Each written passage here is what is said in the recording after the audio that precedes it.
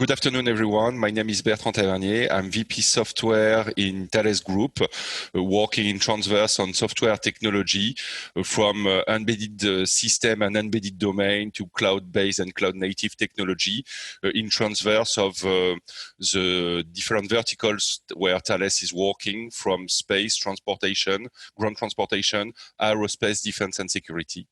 So my presentation today is named Digital Transformation from Cloud to Field, and will be dedicated of the digital transformation, how the digital transformation is transforming the architecture of safe and secure systems. So as introduced in this talk, I will talk about digital transformation, but I will not talk about the classical digital transformation from the IT world and the GAFAM and the cloud-based technology world, classical world, but I will talk about the digital transformation of safe and secure system. Because typically, if we look in Thales statement, as I also explained, we are working in different verticals. You have the 5 verticals illustrated here, from avionic to aerospace to ground transportation and defense and security. And in fact, we can see that the safety and the security are part of Thales system, and most of Thales system are critical, even if we are working in these 5 different verticals. In fact, if we look to these verticals, you may think they are very different, but they have a lot of things in common. What we have in common is what we call the critical decision chain. I would say, which is a change, an information chain coming from the sensor, and Thales is working a lot in the sensor domain, in the physics. We have a Nobel Prize in physics working in Thales, and from the sensor we have a deep knowledge in how to drive and master the physics to capture information. But in this critical decision chain, it moved from this sensor to the data transmission, where we also have a great knowledge in security, in secure communication, and at the end in data processing and decision making. And you can see here that typically we are managing different kind of information data center system from the deep embedded sensors. And as I said, the difficulty with physics is the fact that physics is not agile. You cannot adjust and you cannot negotiate with physics. You need to follow the physics and to be at the right pace and the right time. And in terms of real-time constraints, it's something you cannot negotiate. But when you move from the left to the right, you have very different real-time and bandwidth constraints. Of course, communication is something which also has a lot of challenges. And at the end, when you are on the right, so typically on the right, you have a picture of the air traffic management systems that we are delivering. We are world leader in air traffic management, but we are also doing some, I would say, very critical information system, typically in the defense domain or over. And we are also more and more working with cloud-based technology in order to be able to provide strong analytics, artificial intelligence capability with huge computing power. In fact, the first time I read about a lot about information technology and the way we were using, I would say, a lot of principle in the cloud for using typically artificial intelligence in, I would say, classical IT domain. I had the feeling that we were not talking about us.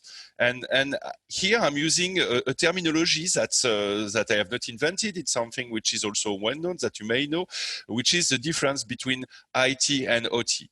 And in terms of definition, so information technology is technology for information management and processing, including software and hardware and communication technology.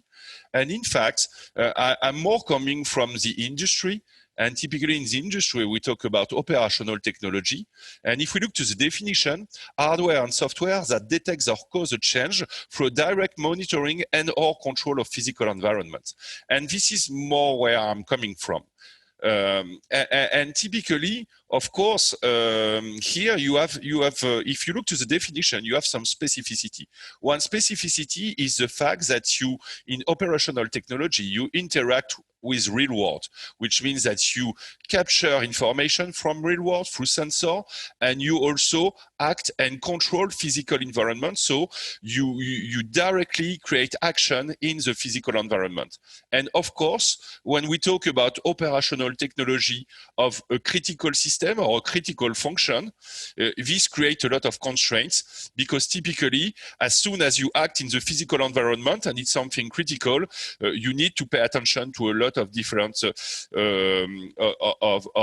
the consequence of your actions. And that's where typically safety is coming in the field. And what is happening today, if we look to the trend, there is one trend which also is something quite well known, but it's the IT-OT convergence, which means that more and more, first we create communication between these two worlds, the IT and the OT world, and you will see that more and more we start create some, I would say, hybrid technology between technology coming from the IT and coming from the OT. And this is something I would like to talk a little bit about. If we go back to this critical decision chain, the one that I have presented, which is starting from field and going to the cloud, if we focus on the right of this decision chain, it's more, I would say, classical IT technology, but for mission critical system. But what's happened here is what is critical is data.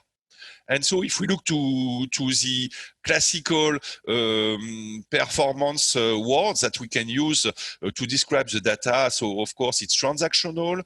We are looking to high throughput. We look for scalability.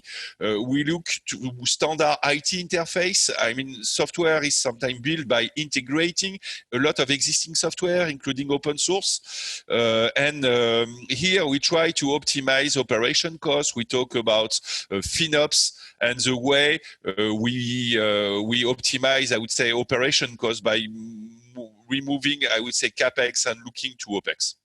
And this domain is really security critical. It's something well known for years. I mean, the security, I would say, directors in big company are usually close or attached to the information technology direction. If we look to the left of this scheme is really the domain of the safety critical domain, especially in the domain that we are developing in Thales, and it's operational technology. If I look to the definition, I extend the operational technology, usually also associated to SCADA and to control command, to the embedded domain. And in fact, here we want to be real time. We want to be deterministic. There's a lot of time where we have some size, weight, and power constraints that we call SWAP. And we also have to manage domain-specific interface. And usually, if we look to what's the IT words called operation, which means, for example, restarting the server, purging the database, upgrading some components, the system which are embedded or on the field, we want no ops. I mean, we do not want to restart the Kubernetes, I would say, cluster when there is an issue happening on the field. We want the field to have no operation and to have no required intervention from the field. When we look to that trend and the fact that now we connect these two worlds with what we call the Internet of Things, the Internet of Critical Things, in fact, we start by mixing the constraint. And if we look at it from a system point of view, in fact, we start from a situation where safety and security were two kind of constraints coming from two separated worlds, but with this connectivity between these two worlds, we start to mix the constraints. And we need to have end-to-end cyber security at the end. And in fact, from a system point of view, this makes a lot of sense, because you will see in this presentation that IT needs OT and OT needs IT.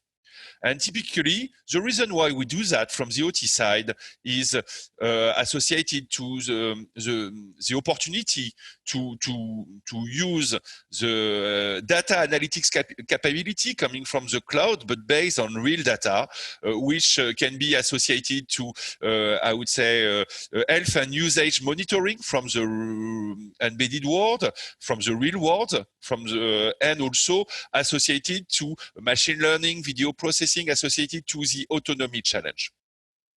OT also need IT in terms of software talent attractiveness, because typically there are a lot of students coming with a deep knowledge of the IT world, and there are a lot of software developers typically in the IT world, and the OT world, the embedded domain, needs a lot of them, and we also need to learn how to attract them. But what is well known is the fact that IT is also a great source of inspiration from agility. Of course, you can have in mind the way of developing software, but not only. I'm thinking about the agility associated to the capability to do some DevOps, to update the software, to do over-the-air updates. And there's a lot of source of inspiration coming from the IT world. And also in terms of, I would say, efficiency in software development, in the way we develop by integrating, focusing on typically some open source, which are sharing some development cost and some validation effort among a community, and also the openness associated to that. IT also needs, I would say, some knowledge coming from OT, because of course, the first thing is, if we want to learn from real data, we need to capture real data. And for that, there is a lot of challenge. There is a lot of challenge about data quality, understanding what has been captured, how it has been captured, how we process it.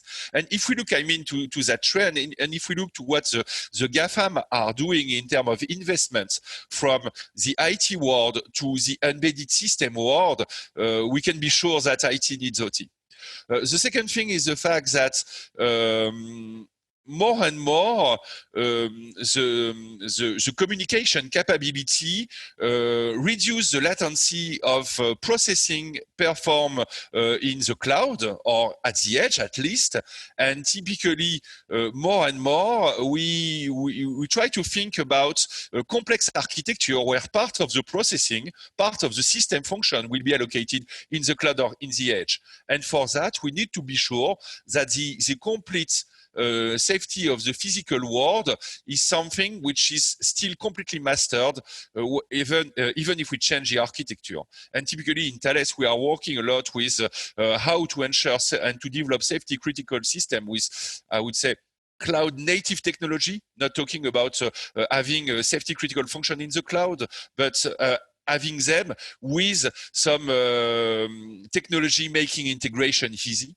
And the last thing I would like to focus is the power consumption. And I talk about size, weight, and power constraints, the way we adapt the computing to the problem to be sure that we consume less, the way we work on hardware-software integration to be sure that we consume less. And I'm personally convinced that we will need more and more that kind of capability also in the cloud to be sure that the computing is something which is mastered from field to cloud and not only in the embedded domain.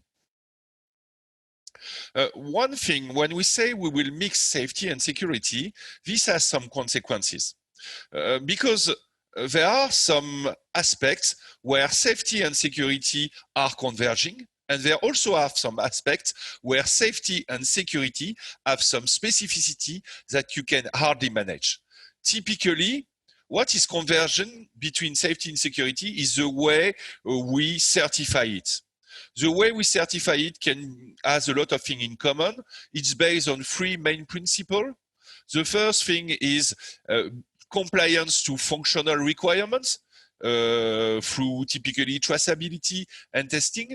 The second thing is demonstrating that you have no unintended or malicious function. And the third thing is typically use some determinism, reach a very good level of determinism, and also use partitioning in order to separate the concerns between critical functions. So typically, what I call the always and never demonstration, which is made by analysis the intended function, demonstrating that you have no unintended function, is something in common between typically common criteria in safety, in high level in security, in high level of security, or hard safety critical certification. One thing which is really different between safety and security is about history of service, because typically safety really consider history of service as a very good mean of compliance. And from a personal point of view, I mean that's true when you enter into a plane, knowing that this plane has fly during hundreds and hundreds, thousands and thousands of hours without any issue is something which makes sense to provide a certain level of confidence. In security, we are in a world where updating continuously is something which provides confidence. And typically, of course, between updating continuously a system for security and trying to collect history of service for safety, it's not exactly the same thing. One other thing which is really different is the relationship with randomization and random number. Of course, security is based on random number. You can spend hours on that topic, and it's something that safety hates. Because typically the search of determinism do not really like random things. And the last thing is about the way you manage residential problem reports and residential problem. I mean, coming from safety critical world, the question is not to be sure to ensure that there is zero bug. Zero bug is something that would require, I would say, is something really difficult in software because of the way we manage requirements. What is the definition of a bug? That's really something complex. The question is how I have validated and how can I be sure that I completely master my well-known and residual problem report, and how can I be sure that all these individual problem reports will not compromise the safety. And if they happen, how can I be sure that all this combination of residential problem reports will not compromise the safety? And that's where we have an issue in security. Because in safety, we can demonstrate that two things generating two, I would say, problem will not happen in the same time.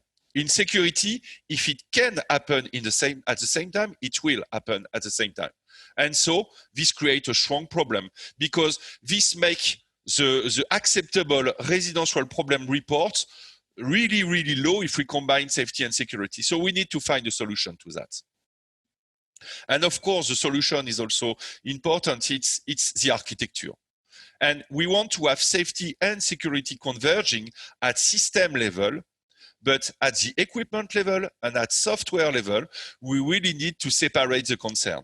And to separate the concern, what I call mixed criticality, for that, we need to have a strong hardware and software partitioning and typically isolate safety critical feature, security critical feature, and more, we want to have customizable feature, updatable feature to create some value after, I would say, entry in service, and also to provide some customization capability. And in the same equipment, separating safety critical feature, security critical feature, and agile critical feature, and open feature is a challenge. And of course, safe and secure hypervisor. So typically, we are working with Vector on PikeOS, which is a safe, secure hypervisor with a double certification in safety and security. Is part of the solution, but it's not only a question of software, it's a question of hardware and software. And so there is a strong concern about computing. In the computing domain, in fact, we have an issue for now several years, which is the fact that Moore's law is now quite ended, which means that now we are not in the time where we can at the same time have more power with less consumption, still using a general purpose processor. And now more and more, since it's not possible through the technology to gain on all the direction at the same time, this has been balanced by hardware optimization. Typically, hardware optimization is introducing some caches. Hardware optimization is introducing some speculative execution mechanism like branch prediction. And this introduces some complexity. And this complexity is creating some issue in security. I talk about branch prediction because you may know that Spectre and Meltdown are well known, I would say, a security issue associated to this complexity which has been introduced in computing. But the issue we have is the fact that sometimes this hardware optimization, which has started on the general purpose side, is now more and more adapted to a specific market. And typically now, if you look to, I don't know, the Apple A9 system on chip, you have half of the silicium surface, which is associated to specific accelerator. And you have more and more heterogeneous specific accelerator. And this creates an issue in terms of software programming model. But the issue we have is the fact that in the market we are, and I talk about avionics, space, ground transportation, these markets are niche markets. And it's not mass market. And typically, I would like to sell as many satellites as we sell smartphones, but that's obviously not the case. But a satellite is a very high-tech, I would say, system object, and of course, it's not exactly the same business model. But in terms of computing, this creates some complexity because more and more we have some I would say system or chip or microcontroller which contain a lot of parts which is not adapted to our market. And the last thing is, since these systems are more and more complex and cover more and more mass market use cases, the BIOS itself, the firmware itself are more and more also complex and contain a lot of things. And as I said, in safety and in security, you need to master everything in the box. So in order to solve that issue, we have to introduce a lot of monitoring. We have to look to a lot of, we have to create a lot of analysis. We have to analyze and retro-engineering a lot of mechanism in order to be sure that at the end, the system we develop is safe. So that's where I would say we start to look at open source hardware and open source computing. And this is really also a great trend now for several years, and Thales has started to be really, really active in that field. And in fact, open source hardware is, I would say, the same principle of open source software, but adapted to hardware, which means that typically it can be adapted to schematic, adapted to design. I have in mind there are a lot of initiative in open source hardware, and we start to look at open source hardware for safe and secure computing. And open source hardware is really something which is now increasing. And if we look to, I would say, the trade war between the US and China, and typically if you look to what has happened with the discussion with Huawei, ARM, and Google, you can be sure that open source hardware is now something really scaling and scaling more. And we have now a lot of very interesting design coming from open source hardware. Just to give you an illustration, so we are part of the RISC-V Foundation, which is one of the main foundation for open source processor and open source hardware ecosystem in the computing domain. And you can see that when I would say the discussion between the US government and Huawei has started, we can see that in the number of people joining open source hardware community has been multiplied by 4 in 1 year. And this is because China, I start to look more and more about open source hardware. And for me, this is a source also of concern. I mean, the reason why open source is something free is because it's well balanced between a lot of different stakeholders. And typically also in Thales, as I said, we are working in the defense domain, and the question about sovereignty and computing sovereignty is something which also is a source of interest for open source hardware. And for open source hardware, for us, what is important is the fact that it's still free hardware, which free in the sense in the sense of IP, not in the sense of cost, but which means that we want it to be open source and not only managed by a single party. And that's where typically here we start focusing on some foundation, an European foundation, and we are working in the Open Hardware Foundation in Europe, where we are developing a European ecosystem around open source hardware. And in open source hardware, we are also collaborating with our own partners. So typically, we are working with NXP on open source hardware. We are working with Microsemi, Microchip on open source hardware, with Mentor on open source hardware. And now the ecosystem is becoming quite strong. But in terms of digital transformation, the open source hardware is not the only trend which is changing the deal. I would like to focus on three things, and that will be my last illustration of this digital transformation in the embedded domain. The first one is new languages for hardware design. And typically with the open source hardware community, we have some high-level synthesis language coming, which are really, really efficient. And typically this is an example of the chisel. You can look at it. And what is interesting with this open source hardware and language is the fact that we are now having more and more engineers with the double hardware and software culture. I mean the computing culture. And that's something really interesting. It's something we have seen, for example, when we have organized an hackathon. It was last year, and in this hackathon in September last year, it was an hackathon to secure a RISC-V implementation of an implementation of a RISC-V compliant processor, and we were pushing some, I would say, security weaknesses, and the participant had to fix it. And we had one team which was made only of software engineers. I would say a geek coming from, I would say, university, and really aware of what RISC-V was, but with a strong software background. And they were really able to provide and to commit in open source some very advanced mechanism to secure the processor. And I can see really the distance between the software community and the hardware community reducing thanks to this initiative. And this is something we need, because the optimization, the security, and the safety is not only a matter of software or hardware, it's a matter of computing and software hardware co-design. So this is something really good for us. And the last thing is about the fact that the GAFAM themselves are working more and more in this open source hardware domain and are pushing it quite hard. This is an example of something which is developed in fully open source.